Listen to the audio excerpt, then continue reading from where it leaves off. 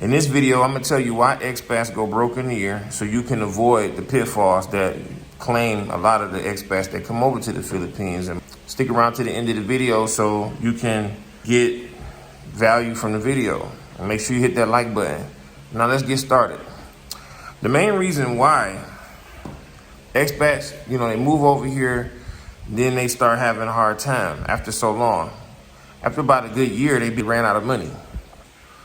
Now, after an expat decides that they're gonna come over here, move abroad, and do everything to, live this new life, try this new life out, what happens is they get over here with a set amount, even if you do the cost of living, even if you use the arbitrage calculator that I got the link in the description, to learn your cost of living and to figure out how much you make and how much you earn. There is one pitfall that happens the moment an expat gets over to the Philippines or Thailand that caused them to be on a downward spiral. What that is they underestimate the cost of starting over, not just the cost of living. The cost of living is, in this case, how much money you make versus how much you're gonna spend when you get over there.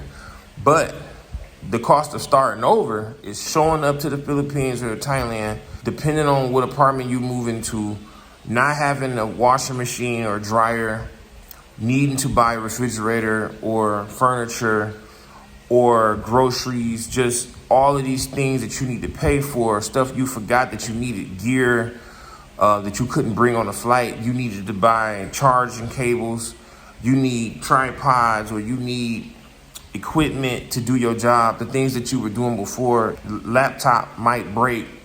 You have situations where you need to still pay for internet. You got to buy a router. You need a VPN. It's so many expenses that you didn't calculate for that when you get here, those things break the bank. If you have an emergency situation where you got to catch a flight or you got to go to a hospital, you don't have no insurance, that can really wreck your wallet, your banking. The other thing, just taking money out of the ATM every other day, every couple of days. But it's like, 250p a fee. The fee is like $250 to withdraw money out of the ATM. So if you don't have, the right card, the right ATM card, you'll be spending all kinds of money. So that's one of the reasons why people come over here and they just lose their shirt within a year.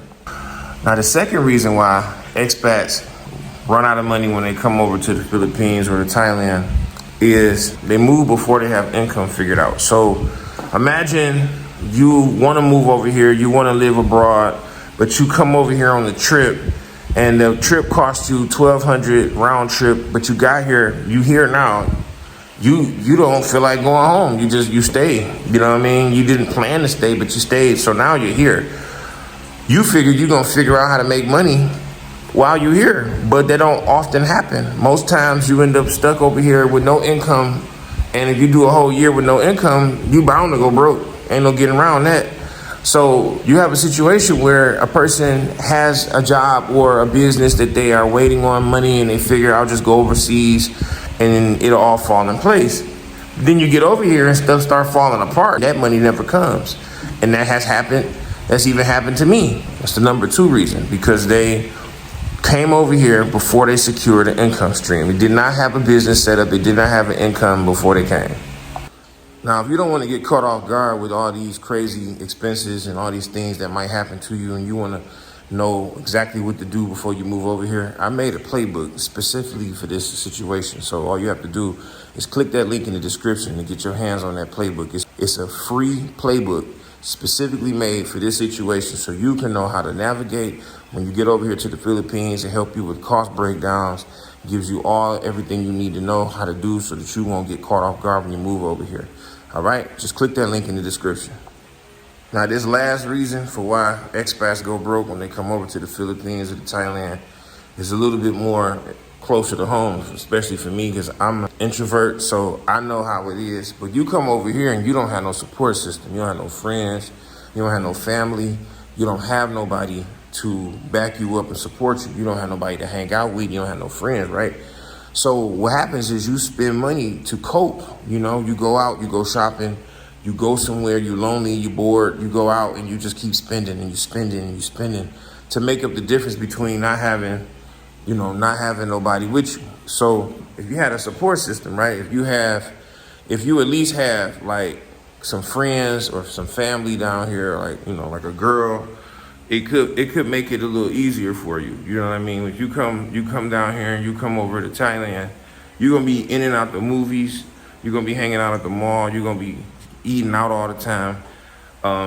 And you're gonna be doing that because you either wanna make friends or you trying to beat the loneliness, sitting at home, you just bored and you ain't got nothing to do. I mean, and then you get burned out, right? It's easy to get burned out when you only working and saving. You saving, like I told you, stack your bread, work. But even though I say those things, it's hard to stack your bread and just work and no play. You know what I mean? Like no work and no play. All work, no play is no fun, right? So to me, that's the third reason. And my bonus reason for why I think people come go broke when they come down here is trying to fit into the Filipino and the Thailand version of what they think you are. Like, oh, you're an American, or you from Australia, you from Europe. Okay, so in that case, you rich. So when you come down here, they treat you like you rich. They open in the doors, they kiss up to you, they nice to you, they sweet to you. And then they expect you to pay for this, pay for that, pay for this, pay for that, pay for this, pay for that. And you're not necessarily gonna turn them down because you feel good. You finally got people being nice to you. So it feels good. You got a lot of people outside with their hands out. Kuya, kuya, kuya. You know, you got these cab drivers you hop in the car with them right after you get off the airport. They ask you this question like, have you ever been here before? Is this your first time? And I'm gonna tell you, when you answer that with yeah, this is my first time. This is my first time in the Philippines. This is my first time in Thailand. Then they let them know that they can drive around in circles and you won't know where they're going. So they can actually drag the drive out a lot longer because you don't really know where you're going, right? I've done it before. I tested it.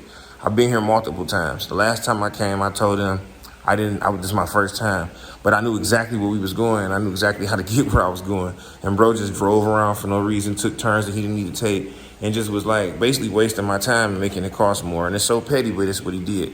So you got significant others that try to rob you, not in your, but in your face. Like they'll tell you it costs this much for something, but it really don't. It costs double, it costs half. And they charge you double for it. And then you got friends, family down here, they'll do it to you, man. I'm telling you. So you have to be vigilant. You have to know your own price. You have to watch the market for everything. You have to keep your pockets safe. You know what I mean?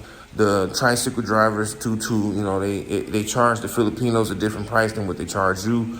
If you have house repairs, anything that need to be done in the house, if you hire a handyman, they'll come over and they'll literally rob you. Like they will literally up in your face rob you. They'll take your money. They'll go pay for the supplies, but then they'll pocket most of that. And they got supply chains that let them help them do it. You know what I mean? Oh, he American, so we can get over on this guy. You know what I mean? It's a lot to it, man. You have to come down here with the right mind frame. You have to get you a support system. You have to have an income before you even come down here, right? And you have to have sound body, sound mind so that you can focus. It's best to just come down here, hit the gym, go work out, swim, get you a girl, get you a guy, whatever you're going to do, and find a way to have support and make sure you don't, fall victim to these, schemes and scams. You know what I'm saying? So anyway, if this video was helpful, hit that subscribe button, hit that like button, drop a comment if you have other reasons for why expats go broke in a year, because that's what I've noticed and that's what happened to me. I've went broke within a year being here the first time. 2018 I came, happened to me. So it can happen to anybody. All right, talk to you later. Peace.